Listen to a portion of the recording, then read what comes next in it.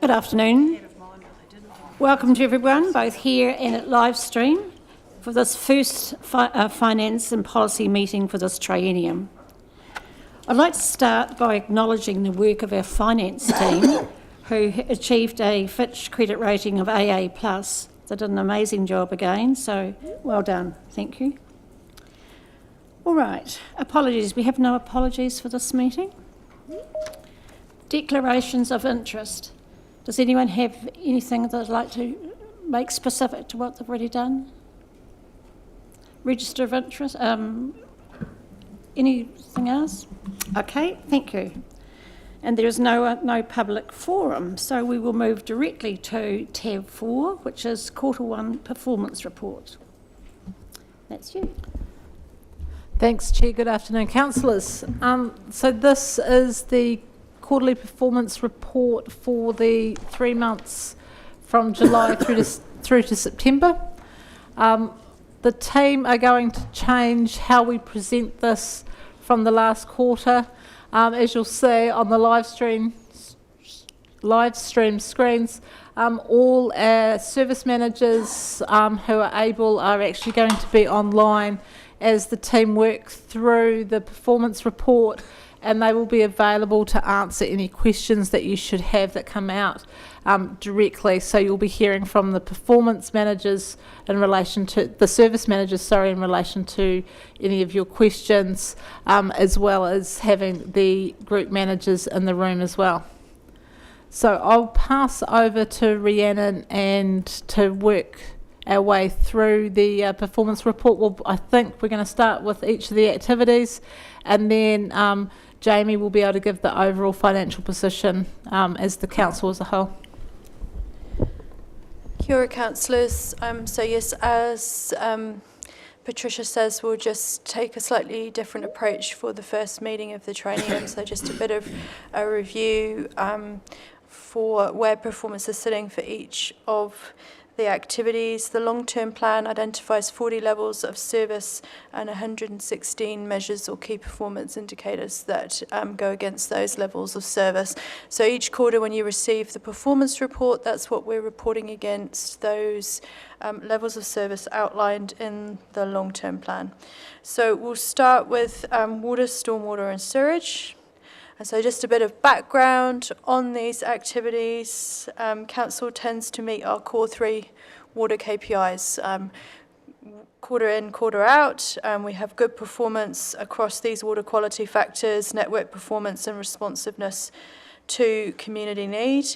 The exceptions to this really dependent on weather events, and they relate to the KPIs that refer to complaints for stormwater and sewage. So in a flood event, all requests for service that have come through, that's how audit define them as complaints. So there tends to be a little bit of variation with weather events on those.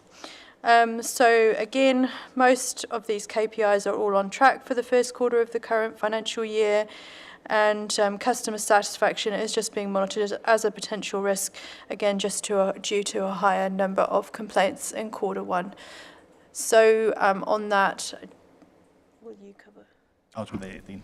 Okay, so I'm happy to take any questions on the water, stormwater and sewage activities. Any questions? Oh, moving on. Thank you. Roading. So the roading KPIs cover factors relating to management of the network for road safety, ease of use and responsiveness to the community.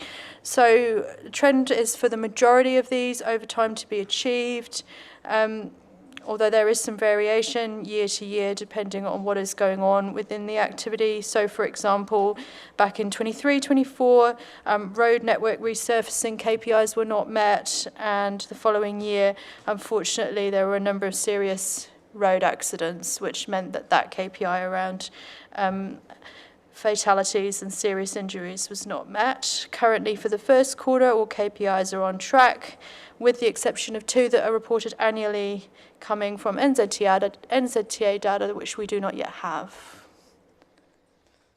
Right, are there any questions with regard to roading? Okay, thank you. So solid waste management, so our activities in this area are primarily delivered through WasteNet, and as a result of that, the time of the last LTP, our KPIs were just refined. They tend to be mostly regional numbers. At the moment, we are trending to not achieve some of these KPIs around amounts of waste being diverted. Recyclables is, however, on trend. And the total target for waste is likely to not be met because of green waste processing being unavailable at the transfer station, linked to contractor equipment availability. So there are a lot of moving factors within the waste activity. As might be expected when we bring you the next quarter results, it's likely that the storm may have had an impact on the amount of waste going into the system. So it is quite seasonal in variation, this one. And again, happy to take any questions. Grant? What page are we on? Councillor Jennings. Page 33 of board books.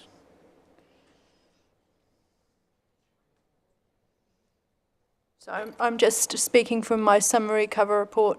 Right, There is, of okay. course, all the detail in there as well. So we'll come back and have questions afterwards on the other We're having piece. questions as we go through it, councillor. Well, I've got questions about the first piece of the report, so I'll just deal with them afterwards. Sorry? I've got questions about the first piece of the report, so I can just come back to them afterwards. All right, that's fine.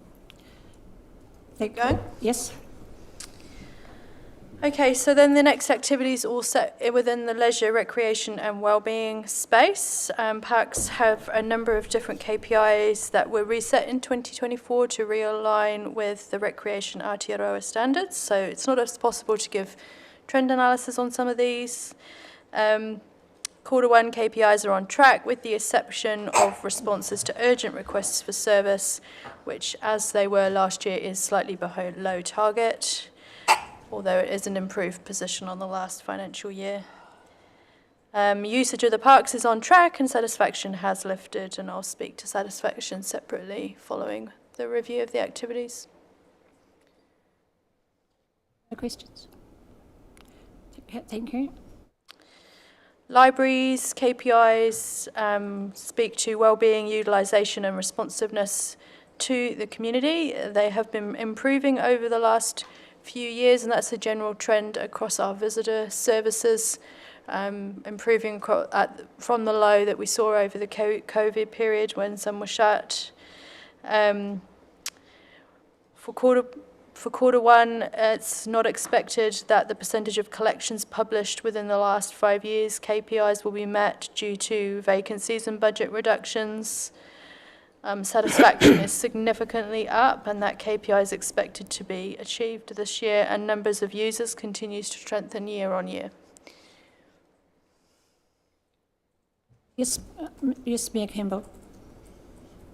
When I read that one, it made me wonder whether the KPIs were set properly when I read the level of satisfaction that people have, which is, up and very, very good with respect to a library, yet, the KPIs are not met. Is there a chance that we are just setting the target too high, but are we targeting a level of service which actually the community doesn't necessarily want? That is a question. It's not meant to lead you, Rhiannon, it's a genuine question. I think, Mayor, it's a good question to consider for the long-term plan. Absolutely take that forward. Thank you. Aquatic services, their KPIs for this activity relate to wellbeing through safe provision of services, utilisation and reliability, availability of the service. Regularly achieve the pool water quality, which is good to see, and the availability of the swim lanes. Utilisation is on trend to be achieved with numbers of users up, and the learn to swim participation is also on track. The one factor that continues to be an issue for aquatic services is unplanned pool closures, which often relates to code browns, for want of a better technical term, and but this quarter is also as a result of equipment failure in the pool. satisfaction's on track to be achieved for the first time this year, which is awesome. Right, thank you. So again, arts and culture's KPIs relate to support for wellbeing, utilisation and responsiveness to the community. As we have discussed through some previous sessions, some of these KPIs are no longer relevant, just simply due to the timing of the setting and that activity just coming back online after the closure of the museum and the development of the new operations. There's an improvement in achieving KPIs on the previous financial year. Visitor numbers, satisfaction and numbers of exhibitions are all on track in the first quarter. No questions? So venue services KPIs relate to those similar areas that I've touched on before. They are a little bit more complicated because of the number of different venues. They're all on track with the exception of the national, international not-for-profit bookings, which are less common for some of the venues. So I think you can see that in setting the KPIs, that consistency across venues means some KPIs are less relevant for some venues than others. Rugby park KPIs are mixed in performance. Quarter one's looking stronger than last year at this point, although again those bookings of international, national levels are being monitored.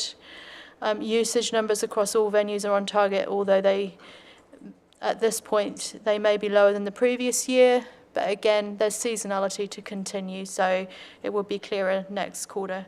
Satisfaction is up and on target. Councillor Therese? Chair. In my report on board books, there's no financial reporting on this, on venues and event services, which I've just noticed. Is that? It's just off $0 million. Oh, it's because the numbers they're talking about are quite low during the first quarter. There will be numbers that come through as we get further into the year.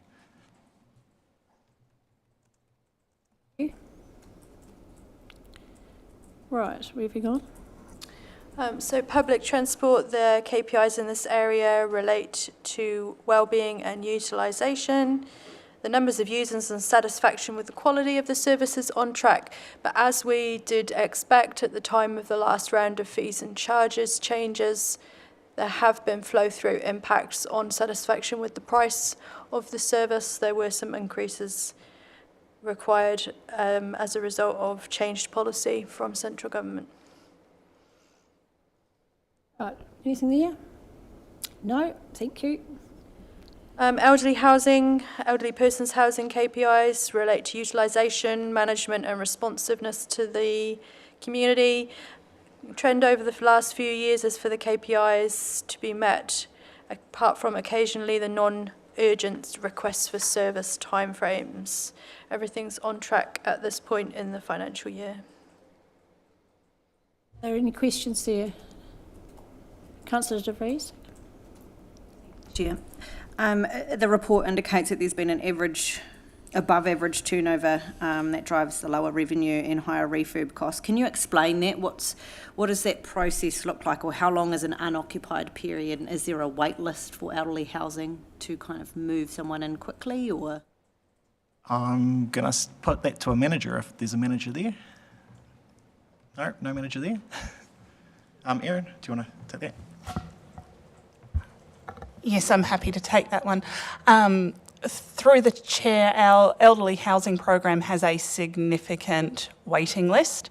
It's one where we try not to obviously disrupt tenants during their tenancy as much as possible, which means that when somebody does leave the unit, we tend to try to do all of the refurbishment that we would need to do to a unit at that time, and then obviously be able to move people into it again as quickly as possible. It's a real challenge for us because we simply do not have enough units at the moment for the demand that is out there, and we obviously try to get that refurbishment work done as quickly as possible to be able to get the next person off the waiting list into the property. Follow that up. So the refurbs that you've been doing have been maybe more substantial or taking longer, or? More substantial than they perhaps would be if you were doing ongoing refurbishments throughout somebody's tenancy, absolutely. Yeah. There have been some more come online last year. There was. So at the moment, Council has a program of both expanding and replacing its elderly housing portfolio. So we had a really big gap there for a while where the last of our properties were, well, actually all of our properties really were developed between about the 30s and the 70s, and then not a great deal of investment into new or real significant upgrades of the portfolio. At the moment, we've got a program where we've been demolishing some of our older units and replacing them with new modern units, which has had that impact of renewing our portfolio, but also slowly starting to expand it to provide more capacity as well. Thank you. Moving on. So the next area is corporate and regulatory services. First of those, democratic process, whose KPIs relate to participation and understanding of the democratic process and support for community wellbeing. So historically, satisfaction rates in this area have been low in comparison with satisfaction for the frontline services. It is significantly up this quarter and is now above target, although it is still low as a percentage. Voter participation in the election will be in the next quarter's results, and the Community Wellbeing Fund continues to be on track. Thank you. Are there any questions about that? All right, thanks.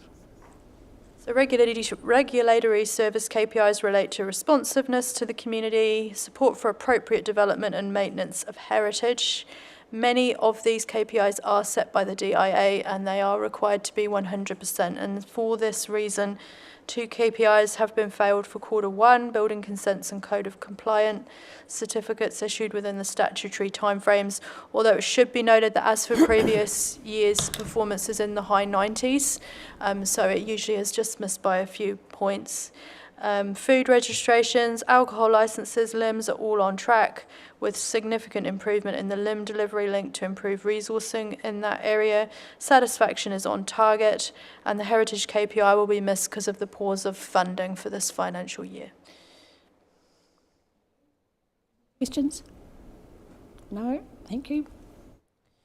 Again, corporate services KPIs relate to availability of the service and responsiveness to the community. All these KPIs were new in 2024, and so don't have that previous trend analysis. All KPIs were met in 24-25, so that is requests for service, payment of invoices on time, and availability of the customer services. One payment of invoices is being monitored in Q1. That's a result of resourcing challenges in that area and dispute of some particular invoices. The target has increased for the second year, so that's just something worth noting. We were expecting that just to build over time as a new KPI. Excellent. Any questions? No? Property. Property services KPIs relate to effective management of the portfolio, the availability of property to support community services, and responsiveness to the community. Again, they're all new for the 2024 period. They were all met last year with the exception of KPIs relating to public toilets. So some of that has been to do with maintenance issues, particularly related historically to long time frames for parts being ordered. They're all on track for this quarter, with the exception of the availability of public toilets, which has been impacted because Don Street's been closed as a result of flooding. Any questions? Thank you. Again, investment KPIs relate to effective management of property and financial instruments in terms of providing returns to the community. They were new in 24-25. They've all been met and they're all on track for the first quarter, with the exception of the ICHL dividend, and that is simply a matter of timing of the payment. Questions? Thanks. So that's the summary of all the activities. Do you want me to speak briefly to satisfaction now, Chair? I wonder perhaps whether there are some more detailed questions people want with a specific detail further down in the report. I think Councillor Dermody, you had one, did you? Yeah, I have got a few on page 7 of 9 of the report. Okay, could we address those now? I think. Thank you. So just in the financial performance piece relating to the change in revenue from the forestry, and note further on the report, it was around a wind event. So was all of that income related to that wind event, not the one we've just had, I think it's a previous event we're talking to in the report, was that all related to that? Or did we bring forward extra harvesting because of that event? Is Caroline online?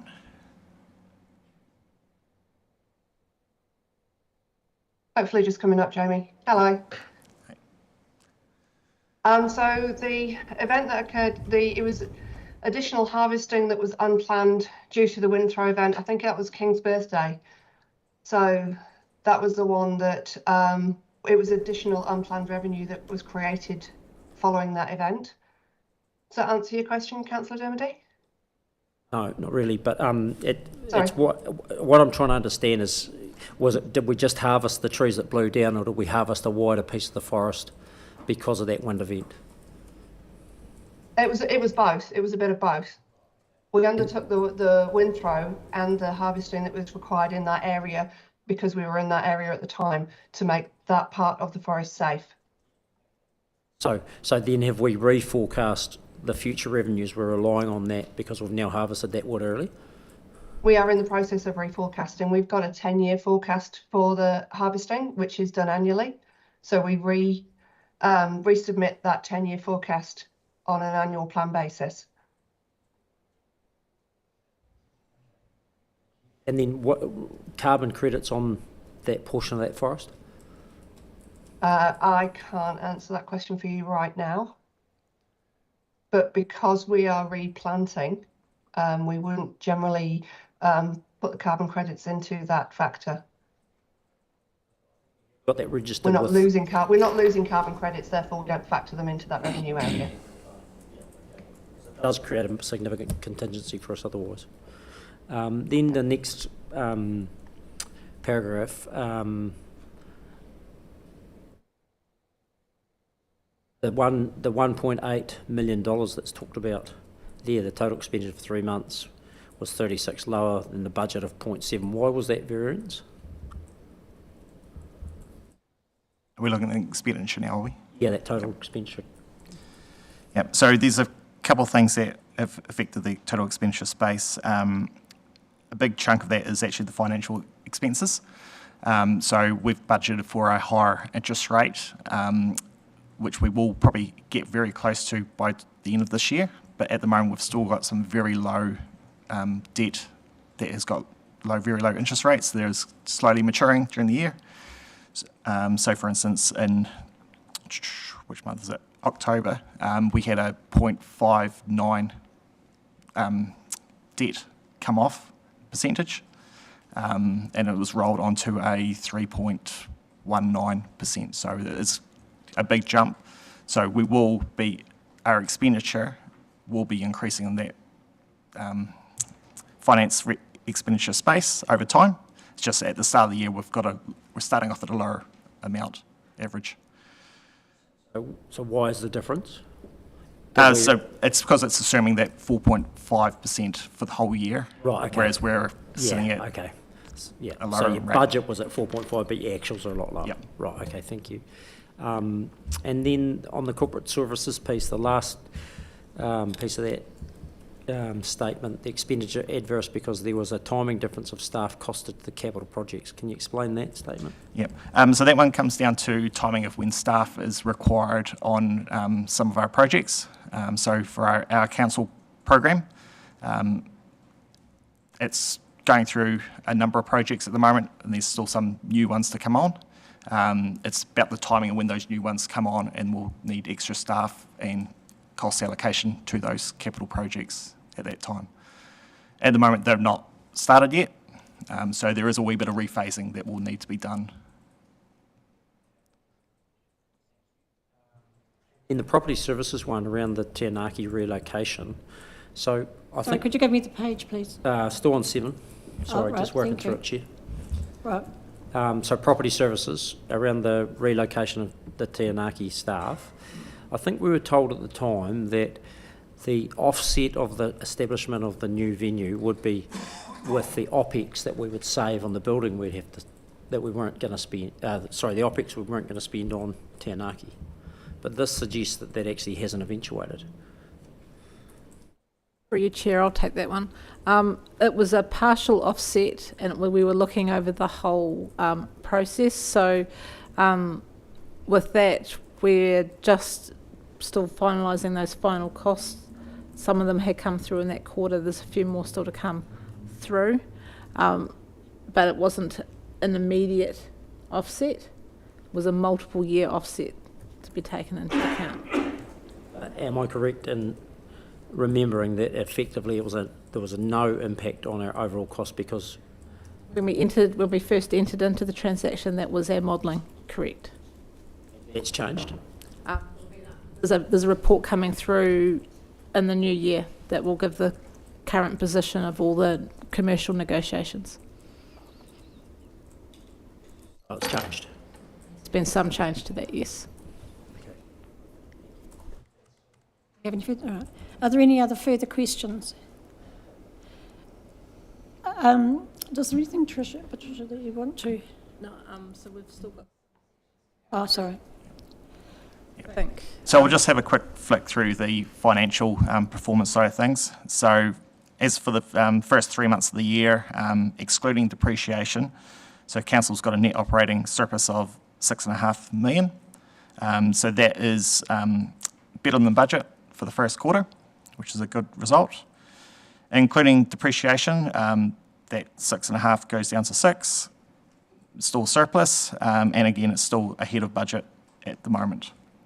Again, the financial revenue and financial expenses has played a big part of that, based on our assumptions we've used on interest rates on term deposits as well as the borrowings. Out of the activity side of things, so we've got 6 activities which are currently running lower than the budgets by over the 5% variance. Corporate services, as we've mentioned, it's to do with the staff time allocation to projects, capital projects.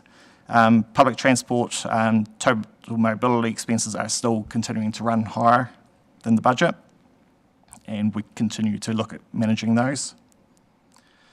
Property services, so it is to do with the staff relocation element, which we've just mentioned previously, and aquatic services.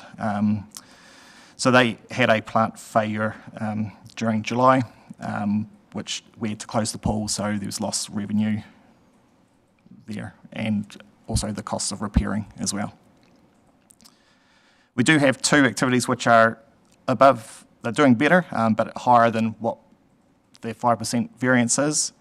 So parks and recreation, again, it's the extra forestry harvesting that was unexpected at the time. So that's pushed up the revenue side. And again, the investments. So when we look at the net debt, the net off between the finance revenue less the finance expenses, we've actually got savings there at the moment, but as mentioned, those will dwindle as we go through this year as the term deposit market reduces, interest rate reduces, and we have some lower interest rate borrowings maturing. Any From questions? Sorry. Yep. No? So will you just carry on with? Yep. Yep. From the capital side, so for the first quarter, we've actually done quite well compared to the last 2 years. We've actually spent $13.4 million, when normally the first quarter of the year is actually really low. And you'll see that's in the report, like last year we're 7.2 better than last year. That is to do with some of the phasing of the capital projects. So we have a Tuna building being built. There's the Branksome pipeline, which is being near completed. Whereas the previous year, we didn't have the build and we're just starting to gear up into the capital program. So it's a good start. However, we are still behind budget at the moment. So that will be something we will be looking at during the annual plan process to make sure the capital program actually is deliverable. Thanks, Chair. Just, and it's probably a question for Russell, I think he's online. Just with the Mersey Street, I assume that's the pumping station, is it, Russell?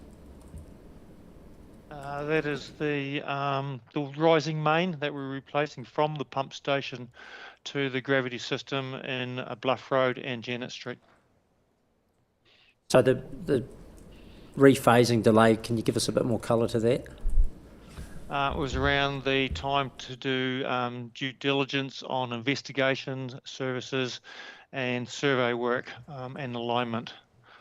So it's just taking longer than we expected because of the nature of the area that we're digging and replacing the line. So the new line basically goes up Spade Street, Levin Street, up Ettrick Street and along Liddell Street. So there's a lot of existing services we have to get around those. So it's just taking a bit more time so we don't make any mistakes and clashes with those services. Further questions? Thank you.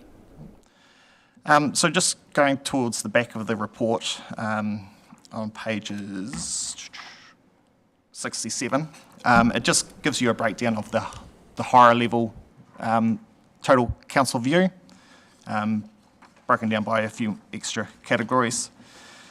So you will see on page 67, we do have a few reds in the year-to-date columns, so we are looking at the phasing of some of those costs. Bottom line, it's better than what the budget was at the moment, but we'll again look at some of those reds which are outside the 5%, actually it might be 10%, sorry, 10% variance. The orange is the 5 to 10% and the green is within the 5% variances. So they all kind of net off each other over time, but we will be looking at those phasings during the annual plan process, and when we come up to the next finance and policy meeting, there'll be a list of new budget changes.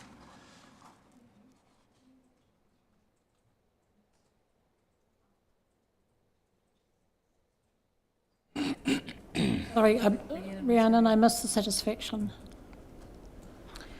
Thank you, Chair. I think it's just worth touching briefly on the satisfaction measures because we have had a change of methodology, and as my report states, I think that we're seeing some correction of that negative weighting that we've had through the earlier methodology for the last triennium, which was linked primarily to online surveying. So we are still running a mixed methodology, but now we have a greater weighting on a mail out to the electoral roll. So we are, I think, doing a better job reaching some of the less engaged community members that are then expressing their opinion through the survey.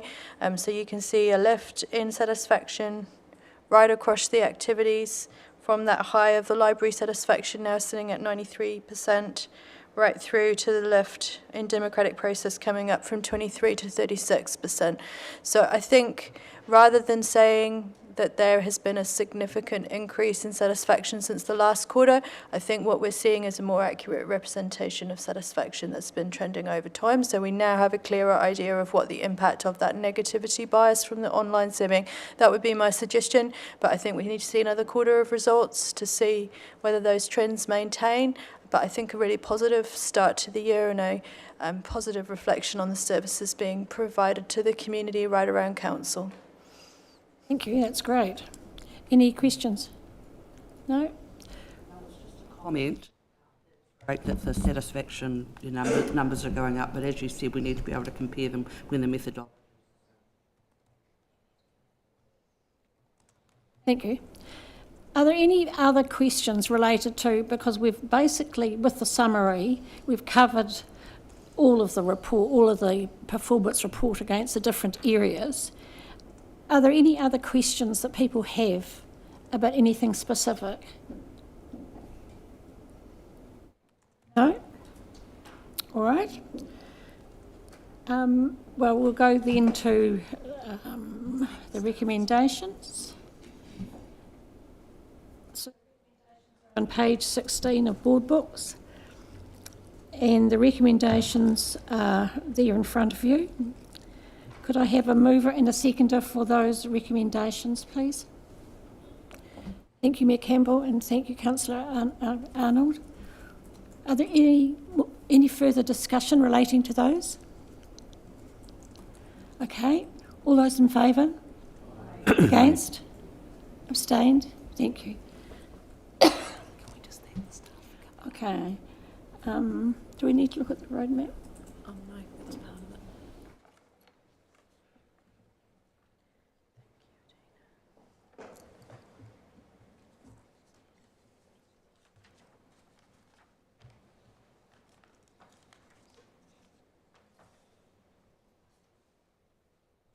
Thanks very much for this trial for the staff that are online. It's a new process, and the report has been very well done, and we do appreciate you making yourself available, so thank you.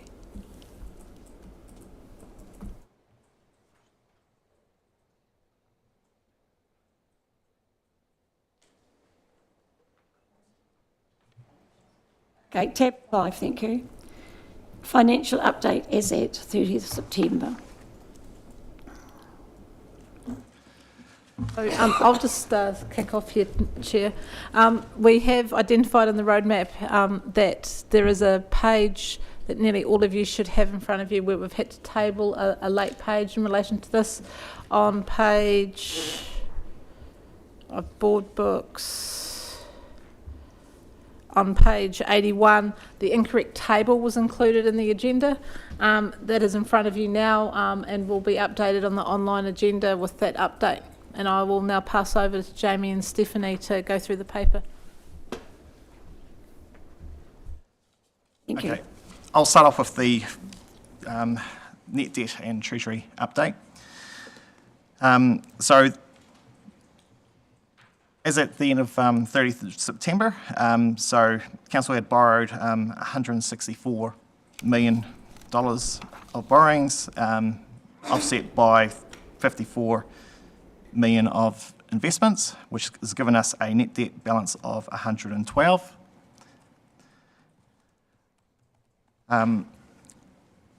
Looking at the graphs on page 75, you will see the net debt balance through the top graph and then the borrowings and the investments in the next two. The plan number represents the amount we should be getting at the end of the financial year. And also within the net debt balance, we also have the net debt cap. That is estimated to be 253 for the year. But again, that is based on a percentage of our revenue. So if we get more revenue, the debt cap increases, less revenue, it decreases. The borrowings will increase as we go through this year as we do spend more capital, and we also are this year running an unbalanced budget, so any operational deficits, we will need to fund those by debt as well.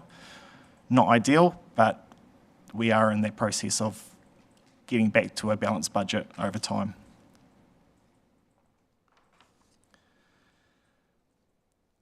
On page 77, we've got a breakdown of what is making up our net debt. So we have the borrowings at the top. We've had one borrowing mature during the quarter. That rolled onto a 6.5% interest rate. And then just in October, we've actually had three mature as well, and they've gone into 3.2s to 3.4s.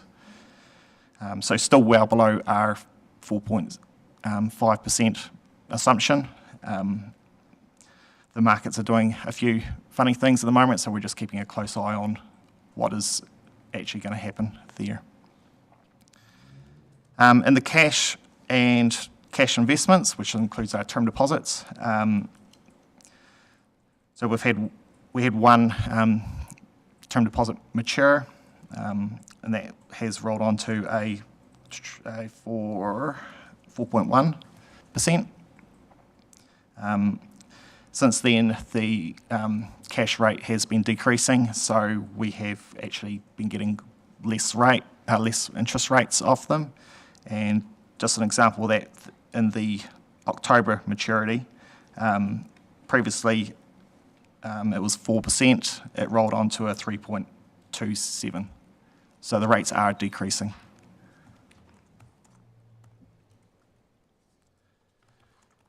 And the only other Questions bit... so far? No, sorry. That's Go all right. The only other bit I just want to mention about the Treasury stuff is what the Chair's previously mentioned is the credit rating. We have been was stable at AA+. Can't really go any higher because that's the same as pretty much New Zealand, and you can't be the same as New Zealand. But it's a good, healthy position to be in. We're getting the most we can out of the interest rates, so we can't go any further better to get any lower discounts on them. But it's a good position to be in. Councillor Dermody and then Mayor Campbell. Chair, Jamie, you talked about operational expenses funded in debt. What are those operational expenses we're going to fund with debt? It's across the board. So from a net debt point of view, we look at the overall picture. So the overall deficit for this year, off the top of my head, is about 11 million. So theoretically, that would have to be funded by debt. Otherwise, we would actually run out of money. I understand why we're doing it. What the question was is, what specifically are we funding by debt from our operational expense? So, for example, I could understand if R&M was going to be debt funded, right? Yeah. Capital, so I can understand that. But staff costs shouldn't be funded by borrowing, in my view. So what I was asking was, what have we identified particular items within our P&L that we say, well, we should be funding them because they're a different cost. Yeah. So we don't individually identify what is funded by debt on the operational space. However, the cash flow deficit, the underfunding of depreciation, if we spend more on renewals, then we would have to actually fund that from debt. Yeah, that's right, and that's understandable. But as I say, some other operational costs, we shouldn't get into, in my view, funding those with debt. We should be looking at other reasons what we can reduce the burden, other than just funding. I'll pass that to Patricia. Through you, Chair. We don't get the additional going down to an individual cost element basis to work out whether we're funding it by rates or by debt. Adds a level of complexity into our funding model. So while we have within our funding policy that we will fund predominantly from rates and user charges for those operating costs, because we are running an unbalanced budget, that's just across the board. So we don't go and say we're not funding certain aspects on one or the other. It becomes too difficult. So from that generic point of view, we're just taking, as Jamie has said, a cash flow basis that we fund the balance by debt. Don't understand that. How does it become too difficult? We've got an operational budget, right? So we can see, and we're doing variance reporting, so we can see which pieces of our P&L are outside of our budget. Can we not? Correct. So then within that, we can look at it, to Jamie's point, okay, we're depreciation, put that through to our balance sheet because that's a offset through a capital program, right? And equally, say R&M, because it's associated with assets, you can. But for some other operational costs, for example, staff costs, you'd have to really question, if we've got a budget that we're out by $2 million, we're just going to borrow the money to fund that, as opposed to looking at maybe that's telling us we're either not budgeting right or our staff costs are too high. As an example, I'm not saying it's staff costs necessarily, I'm just using that as the example. So, Councillor, through you, Chair, it's actually starting to confuse the actual spend variance versus how we're funding.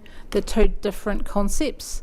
So when we've come to, as we've gone through, we always use rates as the balancing number, but when we're running an unbalanced budget, we have to use rates and borrowing as that balancing number. So we're looking at it as an overall aspect rather than what you're indicating is that we would look at a particular area and a particular cost and determine whether that is going to be funded by rates or it's funded by borrowing. If we were running a balanced budget I would agree with you, but we're not running a balanced budget. We're running an unbalanced budget, so we actually look at it across the board. Got another question, if I may. So just, and it's related, so actually a net debt position, so is that not quite right because some of the 24 million is going to be used for operational costs?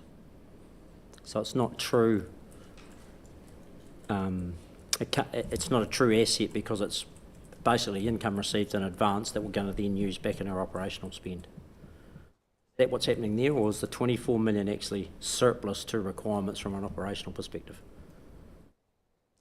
Sorry, I've lost you there. 24, where's that? So we receive money in advance, don't we? From rates? Yeah. Put it in the bank and then we draw it No. down. We don't? No. We So, just, because the rates come in on a quarterly basis, yeah. we're having to manage our cash flow as we go throughout the year.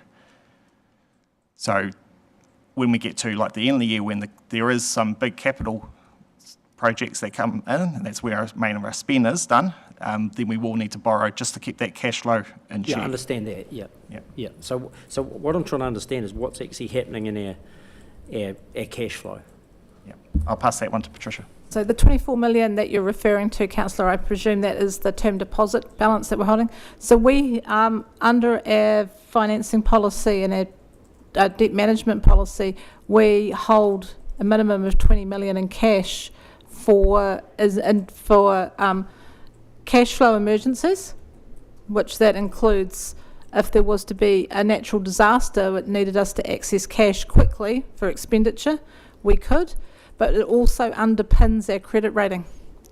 So as part of our credit rating management, we hold at least 20 million. Yeah. So we have that invested at the best rates we can get at the time to keep the income flow in, but outside of that, we're having to manage liquidity separate from our debt management.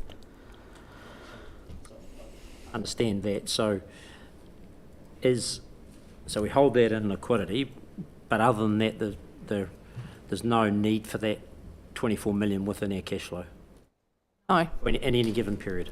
not that 24 million, Okay. no. Yeah, so it is a true reflection of anything. Thank you.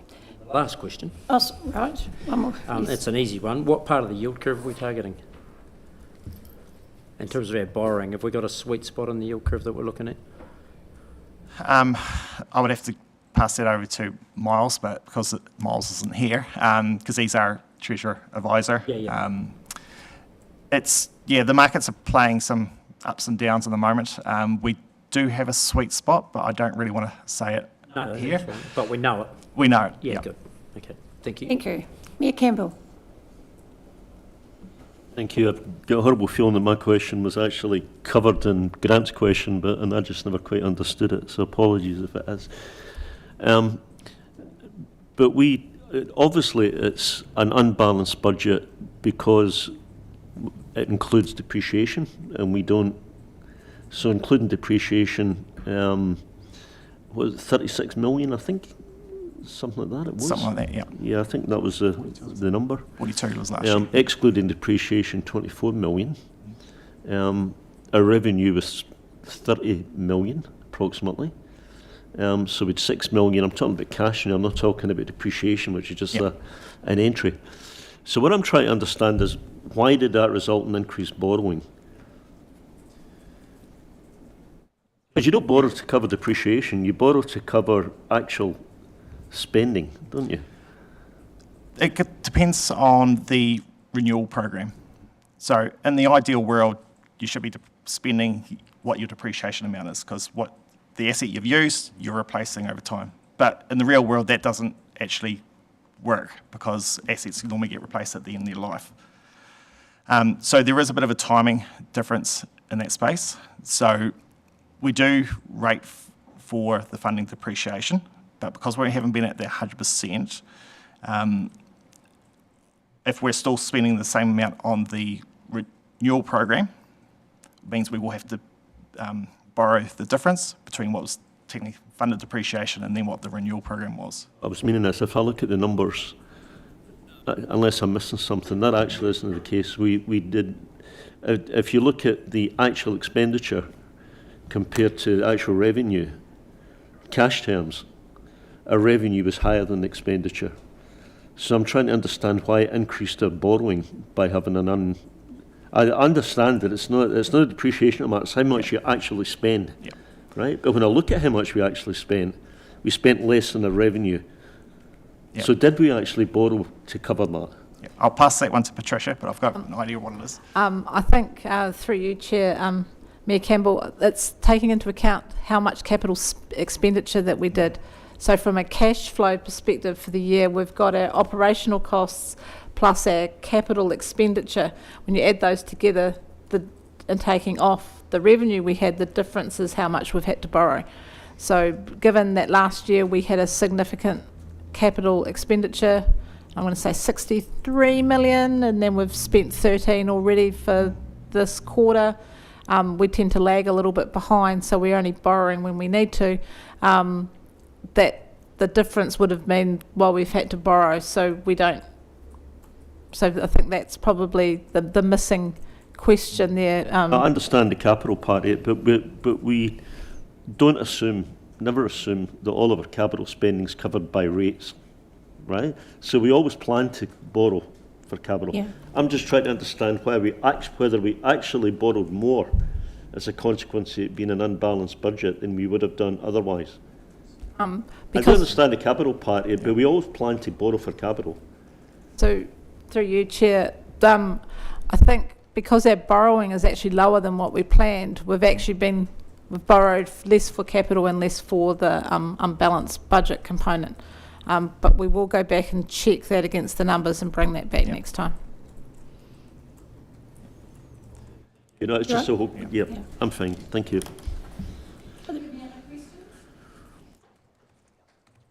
Right.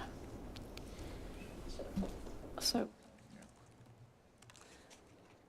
with debt management, page 78 of board books, starting with sundry non-rates debt, there's been very little change between 30 September and 31 July, and if you look at the graph, we're now actually down to July 22 levels, which is pleasing. On page 79, rates debt.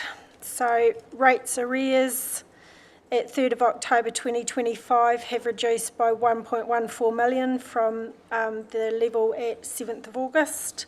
And if you look at the graph on page 80, it shows the peak in August or July when we rolled over for the financial year, and it's now tracking back down, which is following trends of previous years.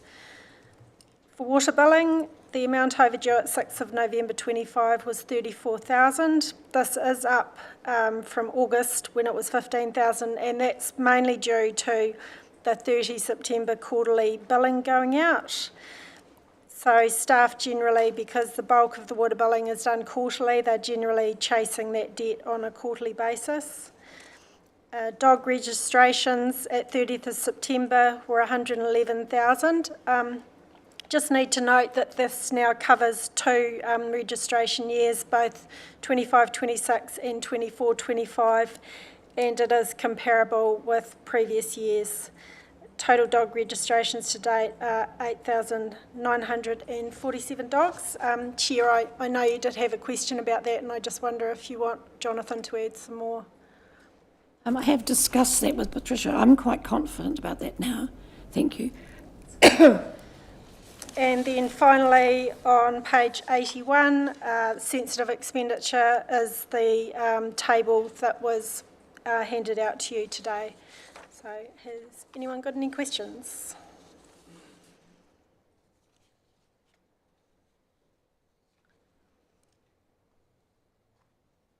All right, so if everybody quite happy with the answers and information on that, we'll go to the recommendations for the Finance and Policy Committee. They are listed there. Receives the report, notes the current state, and notes the current net debt and treasury position. Would somebody like to move those, please? Thank you, Grant. Second. Thank you, Councillor De Vries. Any further questions or discussion? Yes? I'm sorry, I probably should have just quickly raised this before, but I just wanted to, I noted that in a few of our reports, we have decreased the number of overdue rating debtors because you've worked on payment plans with them, and I just thought that that was a really great outcome, and that's something that should be celebrated, so I wanted to say well done. Thank you. Okay, going back to those recommendations, all those in favour? Aye. Against? Carried. All right. Tab 6. Customer complaint policy.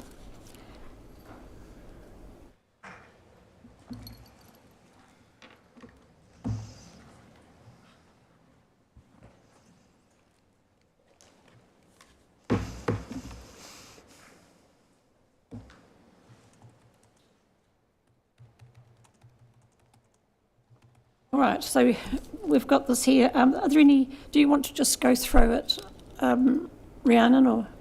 Only at a very high level, Yes. Chair, if that's useful. Yes. Just a reminder that the customer complaint policy was a new one back in 2023, which is why we had a 1-year review on it. So that review's been completed and the draft policy is here, recommended to you for adoption.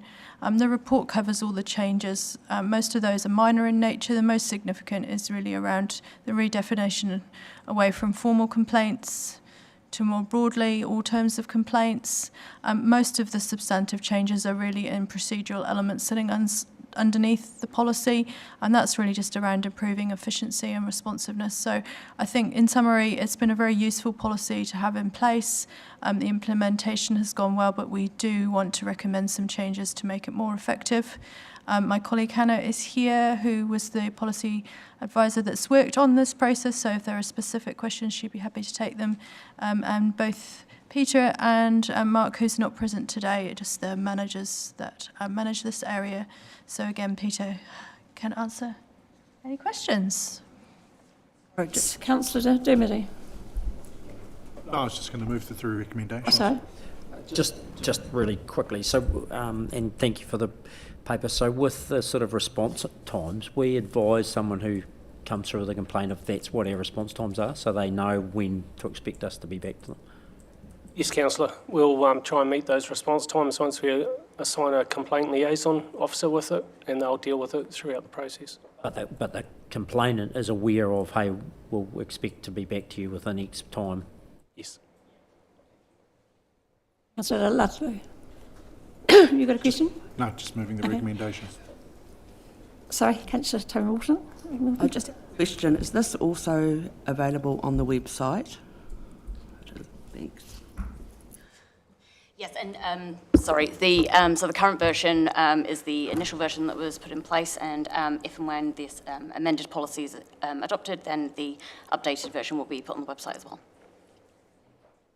I have a question about monitoring. How do you know that you're keeping up to your timeframes and that the people, you know, everything's working the way it should be? Both myself and the Manager of Customer Services monitor a workflow to make sure we're meeting the timeframes, and work with the complaints liaison officer for each individual complaint to make sure they meet those timeframes. If they're not, because it's complex, then we make sure the complainant's informed of the timeframe and the process as we move forward. Excellent, thank you. All right, I just have another question. Do you have the opposite? And what I mean by that is when people compliment you. Do you record that? About it. Pardon? Excuse me. Do you have that? It's an honest question. No, we do not. Well, I think you should look at that as well, because it's always good to have a balance. I'm sure there will be people that contact the council to say, thank you very much for all of your work with regards to whatever it is, and I think it will be nice for us as councillors to hear that, not only the negative. Thank you very much. Something to take on board. I did see it was about continuous improvement. That's what you were working towards, so yes. Any further questions with regard to that? So this will be an annual review from now on? No, we're recommending it return now to the normal 6-yearly cycle. Thank you. Any further comments? Okay, we shall go to the recommendations, which are that we receive the report and approve the updated policy, sorry. Thank you, Ellen. Thank you, Councillor Arnold, and thank you, Councillor Toe McNaughton, first and seconded. Any further comments? All those in favour? Aye. Against? Carried. That's the end of the public financial and policy meeting.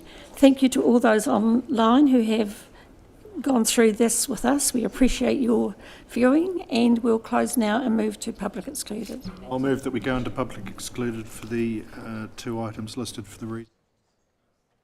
Second that, Chair. Thank you.